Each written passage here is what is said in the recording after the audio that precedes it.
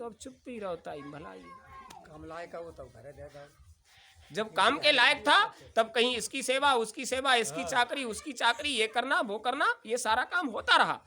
और आज भी मन में बहुत बहुत आता है, लेकिन क्या करें, आज सास बहू के सामने बहू बन गई। अगर सास बनी रहती तो रोटी खो देती। सास बहू के सामने सास पना दिखाएगी तो रोटी खो जाएगी, इसलिए सास बहू के सामने बहू बन जाएगी तो रोटी मिलती रहेगी। अब एक ही चीज पर दृष्टि रह गई तुम्हारी, रोटी मतलब पेट की व्यवस्था। तो तुमने क्या जिया जीवन में? ये काम तो पक्षी भी करते हैं, जानवर भी करते हैं, जलचर भी करते हैं, पेट तो वो भी भर लेते हैं। लेकिन मनुष्य का शरीर पाए तो आपको ये ज्ञान होना चाहिए कि पेट भरने के लिए तो जब दाने दाने पर लिखा है खाने वाले का नाम, तो हमको चिंता करने की जरूरत नहीं। चिंता हमें इस बात की है कि हम जिस काम के लिए शरीर लेकर आए वो काम हो रहा है या नहीं हो रहा है, और वो काम नहीं हो रहा।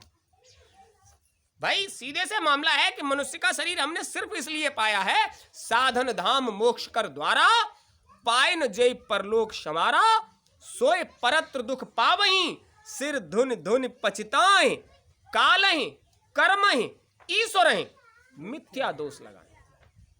खामा खा कहते हो कि हमारे पास समय नहीं था इसलिए हम वहां आश्रम पर नहीं पहुंच पाए। अरे काम ही इतना है, हम वहां पहुंच नहीं पाए। अरे ईश्वर ने हमको अवसर ही नहीं दिया। अच्छा, तुम्हारे भाग्य में नहीं था, तुम्हारे पास काम इतना था, तुमको ईश्वर ने अवसर नहीं दिया, और अभी पर्चा कटे ऊपर से, तब तुम्हारा काम कहां चला गया, तुम्हारा भाग्य कहां चला गया, और ईश्वर की मौज मर्जी कहां चली गई। तो सारे काम, सारी जिम्मेदारी, सब कुछ यहीं पड़ा रह जाएगा और तुम ऐसे नहीं जाओगे। देखो हनुमान जी को बांध कर ले जाया गया लेकिन सम्मान मिल रहा है। लोग जो कह देता बाकी इच्छा है तब हमें बुला लीजिए, उसकी क्या गरज है, ये कर्म का देश है। कर्मंडे कर्माणि जिज्जी विशेषतम क्षमा।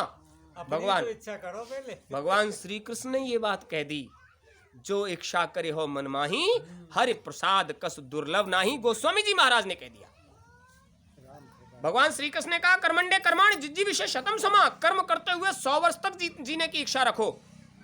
और होता क्या है, घर में बेटा करने लायक हो गया, बाप पे बुढ़ापा आ गया, अब बेटा करे हम नहीं करेंगे। घर में बहू आई और घर में जो मालकिन थी उस वो एकदम बूढ़ी हो गई, सास होते ही बूढ़ी हो गई, अब वो करे हम नहीं करेंगे। तुम अपनी जिम्मेदारी खुद उठाते रहिए, दुनिया तुम्हारे पीछे घूमेगी, तुम्हें किसी के पीछे घूमने की जरूरत नहीं पड़ेगी। अब होता क्या है, भगवान ने कहा वो बात तुम नहीं मानते। भगवान को तो मानते हो, भगवान को मानते हो, लेकिन भगवान की बात को नहीं मानते। भगवान को मानते हो इसलिए कि बहुएं 2-4 दे दे, शाम को सोते सोते वो चरण सेवा होती रहे।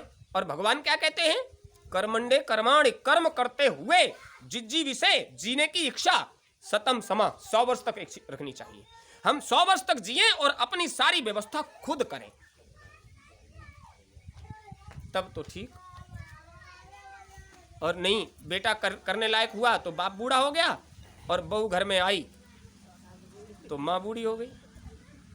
अब वो करना ही नहीं चाहती, हुक्म चलाना चाहती है, तो कहने से यहाँ कुछ भी होने वाला करने से। ऐसे है लड़का कितने भी हो जाए तो बड़े बूढ़े खूब करता है। जो बड़े बूढ़े करते हैं वो बड़े बूढ़े अपनी संतति के लिए कुछ कर रहे हैं, बांध कर तो नहीं ले जाएंगे, लेकिन जिनको उन्होंने पैदा किया है उनके लिए कुछ छोड़ कर जाएंगे। लेकर तो नहीं जाएंगे, लेकिन उनके लिए कुछ छोड़कर तो जाएंगे। बाद में गाली देकर कहेंगे हमारा बाप ऐसा था, अरे जैसा भी था कुछ छोड़ के गया है, लेकर कुछ भी। भले ही गालियां देंगे, वो आपको एक दिन किस्सा सुनाया, उसने ये कहा भले ही बुरा व्यवहार करते हैं तो हमारे अपने, तो उनको सब्र तो होगा, और जहां जाएंगे वहां ये कह पाएंगे कि अपने जैसों को जो हमने पैदा किया है उनकी हम व्यवस्था करके आए हैं, इस चक्कर में इधर का काम नहीं कर पाए, उसके एवज में तुमको ये सजा वो भुगतने को तैयार हैं। आज भी आप सजा भुगत रहे हो और उस दिन भी आपको सजा ही मिलेगी। आज क्या सजा नहीं भुगत रहे हो? आज भी तो सजा भुगत रहे हो। ये सजा ही तो है कि सब कुछ करने के बाद न मन को चैन, न बुद्धि को चैन, न चित्त को चैन, और अहंकार तो इठा फिर रहा है। सब कुछ होते हुए भी जो चाहते हो वो नहीं होता, ये सबसे बड़ी सजा है। क्या नहीं है आपके पास? सब कुछ है, लेकिन जैसा चाहते हो वैसा होता है? नहीं होता है। तो जैसा चाहते हो वैसा हो, इसके लिए आपको चाहना को बदलना पड़ेगा। आपको चाहना पड़ेगा कि इधर हमारे हाथ कुछ भी आने वाला नहीं है, तो जिधर आने वाला है हमें उधर का प्रयास करना चाहिए। इधर कुछ भी हाथ आने वाला नहीं है, खूब नौकरी की, खूब खेतीबाड़ी की, खूब दुकान दफ्तर किया और जो को जोड़ा पंजोड़ा, और जब पर्चा कटा उधर से तो इधर का इधर ही रखवा लिया गया। एक धेला एक पाई, कुछ भी ले जा नहीं पाए, और नहीं ले जा पाए तो कहां रह गया? जिधर का था उधर ही रह गया। और उधर जब गए तो उधर के लिए कुछ जोड़ ही नहीं पाए थे। उधर गए तो खाली हाथ, और इधर रहे तो खाली हाथ। तुम खाली हाथ इसलिए रहे, जो कुछ तुमने अपनाया बनाया वो सब लोगों ने बांट लिया। तो लोग जो कहते हैं बाकी को दे के आओ, बाकी देखने का प्रयास किसने किया? नहीं, देख आने का कुछ प्रयास किया? वहां की जब देखने का प्रयास ही नहीं किया, क्या कहा था अभी? मुक्ति सब चाहते हैं, लेकिन युक्ति को सफल करना कोई नहीं चाहता। और युक्ति के बिना मुक्ति नहीं होती, और युक्ति तब तक नहीं होती जब तक अंतर में भक्ति पैदा नहीं होती। भक्ति जब पैदा होगी तो युक्ति यत्न आप करोगे और वो सफल भी होगा। युक्ति कोशिश करोगे तो सफलता मिलेगी। अब ज्ञानी सब बनना चाहते हैं। भक्ति कब पैदा होगी? भक्ति तब पैदा होगी जब आप सेवा करेंगे। 3 काम बहुत जरूरी है। जब आप सेवा करोगे, जब आप सत्संग सुनोगे, और जब आप साधना करोगे, तो भक्ति अपने आप ही जागने लग जाएगी। पैदा नहीं करना पड़ता, वो तो माँ है। पैदा तो होता है ज्ञान और वैराग्य। भक्ति तो पहले से ही पैदा है। भक्ति से ज्ञान और वैराग्य दोनों पैदा होते हैं, क्योंकि वो उनकी संतानें हैं। भक्ति तो जगाई जाती है, सो रही है तो उसको जब सत्संग की आवाज उसके कान में पड़ेगी, सेवा की धमक उसको मिलेगी, और साधना की का जब जोर उस पर पड़ेगा तो उसको जागना उसकी मजबूरी होगी। बिन सत्संग विवेक न होई, और राम कृपा बिन सुलभ न सोई। विवेक ही जगा सकता है उसे, बाकी कोई नहीं। और विवेक तक पहुंचने के लिए आपके अंदर वो सारे गुण पैदा करने पड़ेंगे: शील, क्षमा, संतोष, विरह। ये चारों चीजें। गीत गाते हो, जो करुणा कर तुम्हारा ब्रज में फिर अवतार हो जाए, तो भक्ति का चमन उजड़ा हुआ गुलजार। तो करुणा कर का ब्रज में अवतार हो जाए। ये ब्रज कहां है? कहां है ये ब्रज? अपने अंदर है, तुम्हारे अंदर है।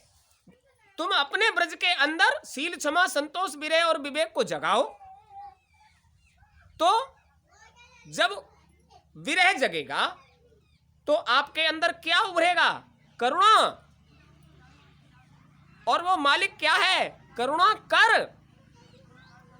जब करुणा जागेगी, विरह जब जागेगा, तो जब प्रभु श्री राम इस बात को कह सकते हैं कि 7 समुद्रों का जल हमारे एक रोम को नहीं डुबा सकता, लेकिन भक्त के एक आंसू की बूंद में हम सर्वांग डूब जाते हैं, तो तुम्हारे आंसू की बूंद का कितना बड़ा पसारा है जिसमें परमात्मा सर्वांग डूब जाता है। 7 समुद्रों का जल उनके एक रोम को नहीं डुबा सकता। बड़ी बात।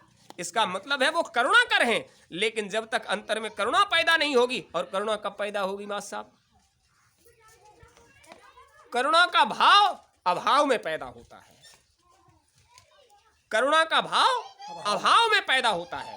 भरे पूरे में होते हैं। भरे पूरे में करुणा का भाव पैदा, भरे पूरे में अहंकार पैदा होता है। भरे पूरे में ये मन का, बुद्धि का, चित्त का, अहंकार का ये जो पसारा है वो प्रबल होता है।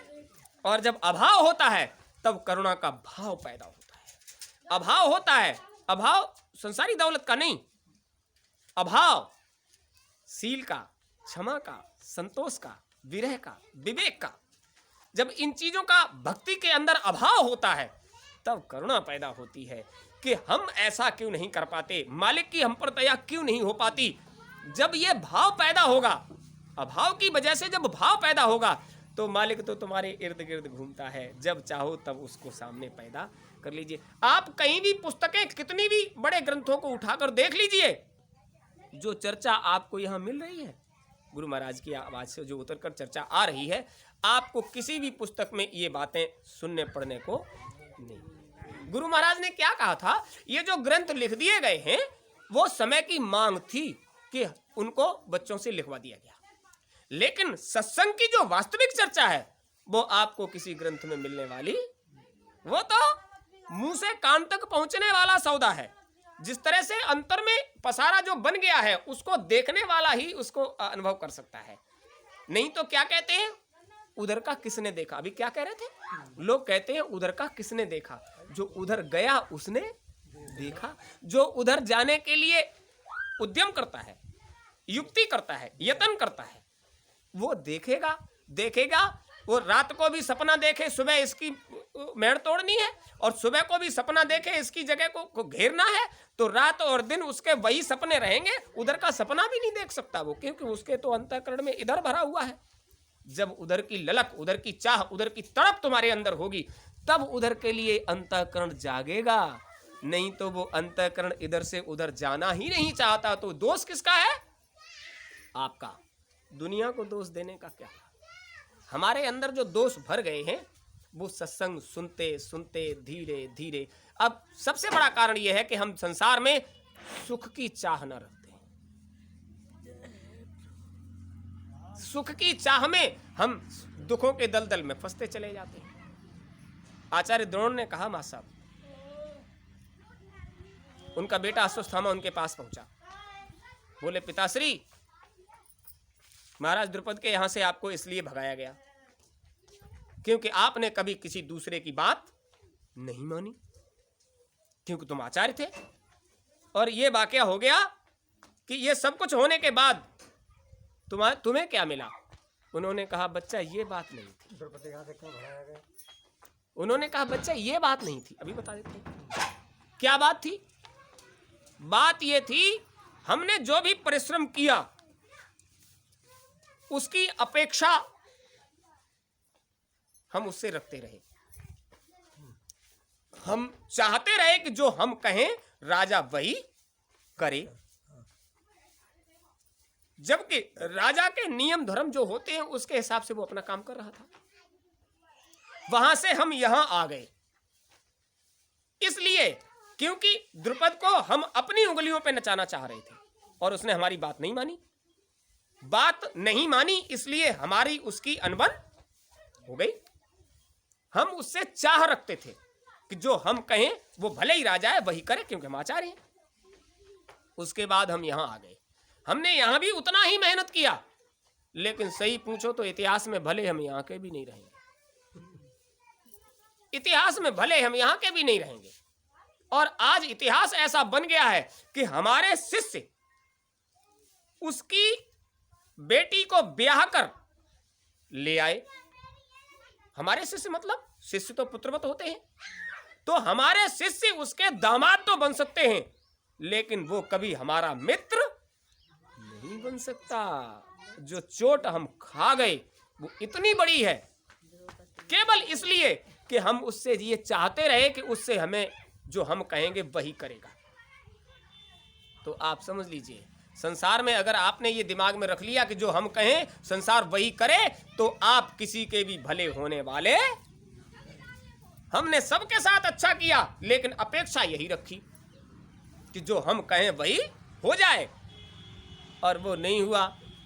तो आज ये जो दशा हमारी है, वहां भी हम दोलन की तरह से हिल रहे थे और यहाँ भी हिल रहे हैं, क्योंकि यहाँ भी हमारे शिष्य सभी हैं, चाहे दुर्योधन आदि हो चाहे युधिष्ठिर आदि हो, हैं तो हमारे शिष्य ही। लेकिन इनका जो खा लिया हमने वो हमको लिए लिए फिर रहा है। जो गति हमारी होगी उसको हमें भुगतना पड़ेगा, क्योंकि इन सब से अपेक्षा हमने ये रखी कि हम जो कहेंगे वही होगा। तो आप संसार में अगर इस कामना को लेकर जीते हो कि जो हम कहें वही हो, तो आप समझ लीजिए सुख और शांति आपके अगल बगल से भी निकलने वाली। आशा होगी तब निराशा हो जाएगी, क्योंकि यहाँ का जो कलेवर है वो पहले से नियत निश्चित है, उसे आप बदल नहीं सकते, और उसके बदलने का प्रयास रखने में ही दुख और अशांति पैदा होती है। इसलिए जो हो रहा है, गुरु महाराज ने क्या कहा, जो मालिक